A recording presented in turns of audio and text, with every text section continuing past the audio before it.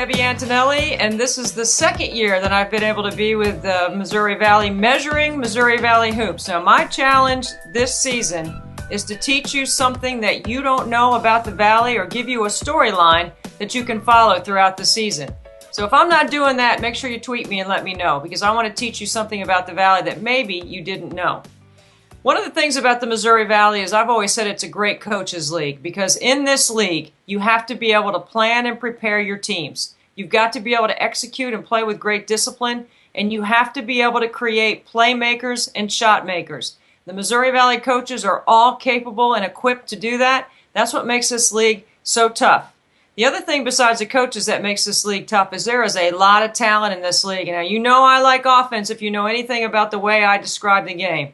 There are 7 active 1,000-point scorers in the Missouri Valley right now. That means that there is plenty of talent and a lot of offensive talent. Before we begin conference play, which will begin on January 1st, and now there's a 90-game conference slate. There are 18 games each team plays inside conference play. And what you need to know about that is this is a very balanced league. 5 teams received a vote for first place. Missouri State was picked to win the league. So if any of those teams are coming in your area, any of those teams that received a first place vote, you need to check them out because they are very talented and they can play. And one of the things that the Missouri Valley did this non-conference season is get some signature wins. Big-time wins against power leagues that will vault them into conference play. For example, the Missouri Valley had wins over the ACC, over the SEC, wins over the Big 12 and over the Big 10, and wins over the Big East. Those are all significant wins and big-time opportunities for the Valley to showcase what they can do, especially on the offensive end. Missouri State picked to win the league. 2 wins over SEC powers. Ole Miss is a team to keep your eye on who's going to be very good in their conference in Arkansas. Drake, 3 significant signature wins at the beginning of the season. In-state rival Iowa State. They took them down. They won on the road at Wisconsin, and they beat Creighton. That's the Big 12, the Big 10, and the Big East going down to Drake, who was picked to finish second in the Missouri Valley. And by the way, they lead the league in scoring at 80 points a game right now. Then you talk about some other teams that were picked to win the league. Southern Illinois, I think they have the most daunting conference start. They have to go on the road to play at Drake and at UNI in the opening weekend.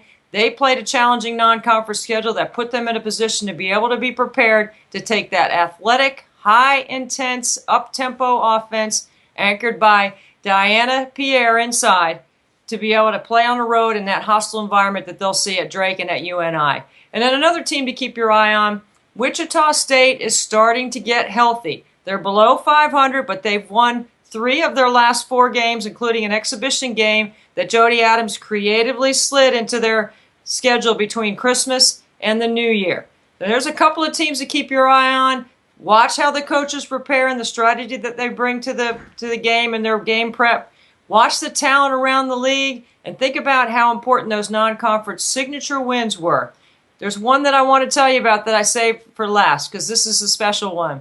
Cheryl Swoops and Loyola took her team on the road to play at DePaul in an environment against a team that I think has the potential to be a Final Four team in DePaul. And they played really well enough to win on the road. As a matter of fact, I broke down Taylor Johnson's game on synergy. She scored in every way possible for Loyola to pull off the upset. She scored off the bounce. She got in the gaps against the zone, offensive rebounding. She did a terrific job of scoring off her defense. She gave Loyola a chance to be in a position at the end of the game to put it away.